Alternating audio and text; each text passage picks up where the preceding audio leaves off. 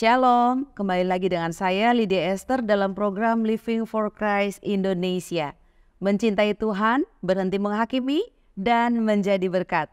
Puji nama Tuhan, dalam program kita akan mendengarkan kisah para hamba Tuhan tentang kesaksian mereka, visi mereka dalam perjuangan mereka dalam pelayanan di ladang Tuhan. Puji Tuhan, saat ini Living for Christ Indonesia bersama dengan tim sedang berada di Cilacap, Jawa Tengah, dan kita percaya ada berkat Tuhan berlimpah buat kita semua. Bahkan berkat Tuhan melimpah juga buat rekan-rekan Living for Christ Indonesia. Puji nama Tuhan, sekali lagi ada kuasa di dalam nama Tuhan, ada berkat di dalam urapan Tuhan. Sudah bergabung bersama dengan kita seorang hamba Tuhan yang diurapi Tuhan, yang begitu semangat dalam perjuangannya, penuh perjuangan dalam melayani pekerjaan Tuhan.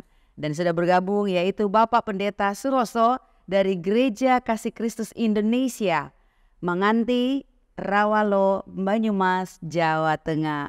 Halo, Halo Ibu Pak Shalom. Suroso. Ya. Apa kabarnya Pak? Baik, puji Tuhan, sehat. Sehat luar biasa ya. Ya. Amin. Pak Suroso merasakan kasih karunia Tuhan. Sangat merasakan, Bu. Amin. Haleluya. Pada saat ini Bapak, kita rindu untuk mendengarkan kesaksian Bapak Pendeta Suroso ya. Boleh.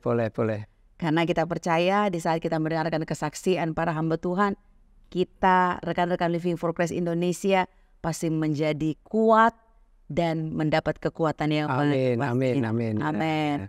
Nah, puji Tuhan Bapak Pendeta Suroso, kita rindu untuk mendengarkan kesaksian Bapak Pendeta. Bagaimana Tuhan memanggil Bapak Pendeta untuk terjun di dalam pelayanan. Awalnya Tuhan memberikan hati untuk Bapak melayani pekerjaan Tuhan. Silakan Pak.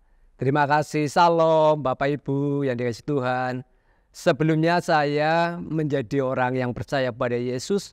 Saya adalah orang yang percaya yang agama dari Muslim.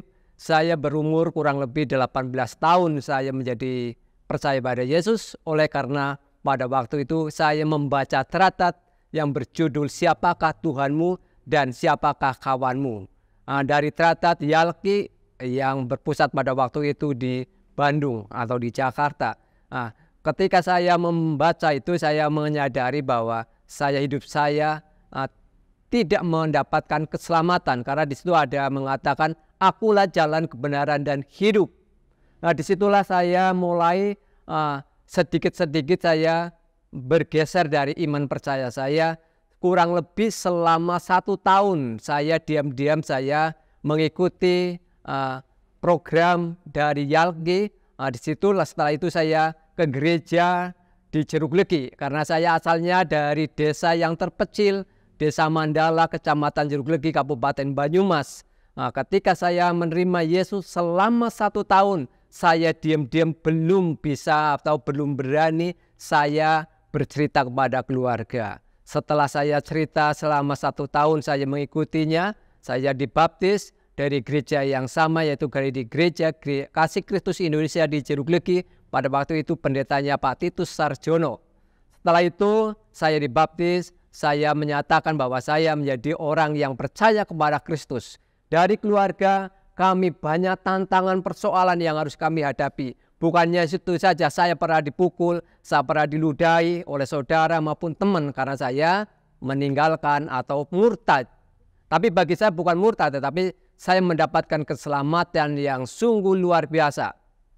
Setelah itu 92 ya, saya sekolah di Purbalingga, sekolah Alkitab. Setelah itu 1 tahun saya melanjutkan di sekolah teologi, lalu saya pelayanan, diutus dari sekolahan karena pada waktu itu saya mengikuti gereja baptis. Saya ditempatkan di Purworejo. Ya, di sana kurang lebih hampir 2 tahun saya melayani di sana. Lalu saya kembali karena sudah ada perjanjian selama saya studi, saya harus menjadi gereja baptis. Setelah itu saya kembali dari gereja baptis, masuk gereja lagi ke gereja GKKI. Motivasi saya pelayanan karena saya terbeban kepada jiwa-jiwa baru. Bukan hanya saya saja yang diselamatkan, tapi saya rindu saudara-saudara saya diselamatkan. Karena saya mempunyai saudara 9, saya nomor 7, baru saya yang percaya pada Kristus. Disitulah saya awal mempunyai kerinduan ingin menangkan banyak jiwa, memberitakan kebenaran Injil Kristus yang menyelamatkan umat manusia. Setelah itu saya pelayanan di Purwokerto, ya, di Purwokerto, tempatnya di Desa Kaliori, Kecamatan Kalibagor, Kabupaten Banyumas. Di situ saya mulai pelayanan. Ya, setelah tahun 2001 saya masuk di situ, jalan kaki, ya, jalan kaki dari saya tinggalnya di kota, ikut mertua pada waktu itu, ya, 1 tahun. Lalu saya ngontrak di perumahan Teluk. Dari Teluk ke Kaliori kurang lebih mungkin 15 kilo atau 20 kilo. Ya, naik sepeda bersama istri, anak pada waktu itu, anak baru 1, ya, ngontrak di perumahan, lalu ngontrak lagi, pindah lagi, karena kami hidup pada waktu itu kontrak karena, tapi saya bersyukur pada Tuhan, kasih Tuhan sungguh nyata. Saya pelayanan di Kaliori, lalu saya membuka di Desa Menganti, Kecamatan Rawalo pada waktu itu tahun 2005. Tahun 2005, lalu saya pelayanan di situ juga banyak mujizat, masalah dan sebagainya. Tantangan-tantangan dari desa. Setelah anak saya selesai SD, saya pindah dari Kaliori ke Desa Menganti. Yang di Kaliori saya serahkan kepada teman saya sepelayanan pada waktu itu, Pak Daniel Wayoto. Lalu saya tinggal di Desa Menganti tahun 2011. Tahun 2011 Tuhan izinkan saya ngontrak di sana. Saya memberitakan di situ ada beberapa jemaat. Saya tinggal bersama istri dan sampai sekarang Tuhan izinkan, Tuhan memberkati kami begitu banyak, melimpah-limpah, sehingga kami bisa membeli sebidang tanah. Karena apa? Karena kemurahan Tuhan saja. Ada jemaat Tuhan yang dipakai oleh Tuhan untuk menjadi berkat untuk pembelian sebidang tanah itu seluas kurang lebih 47 ubin. Nah sekarang sudah ada bangunan, ya kurang lebih ukuran kalau semuanya jadi sama pastori 921. Di situ saya tempati rumah ibadah itu tahun 2017 sampai sekarang. Puji Tuhan, oleh kemurahan Tuhan, banyak persoalan dan banyak masalah, banyak mujizat juga yang saya alami. Karena apa? Pertolongan Tuhan yang sungguh luar biasa dalam kehidupan kami, dalam pelayanan kami. Amin. Terima kasih. Oke, puji Tuhan, luar biasa sekali ya Bapak sudah menceritakan tentang pelayanan, tentang kendala yang terjadi, masalah yang terjadi, tapi ternyata ada mujizat Tuhan terjadi ya Pak ya. Apa yang menjadi visi dan misi Bapak Pendeta saat ini melayani Tuhan? Visi saya ingin menangkan banyak jiwa, khususnya saudara-saudara saya yang ada di Jeruk Legi, karena mereka masih iman mereka yang lama. Setiap saya datang ke sana, saya memberitakan Injil Kristus bahwa keselamatan hanya di dalam Yesus. Setiap mereka ada ucapan syukur, saya diundang untuk berdoa. Saya rindu supaya saudara saya bisa menikmati keselamatan yang daripada Tuhan yang saya alami.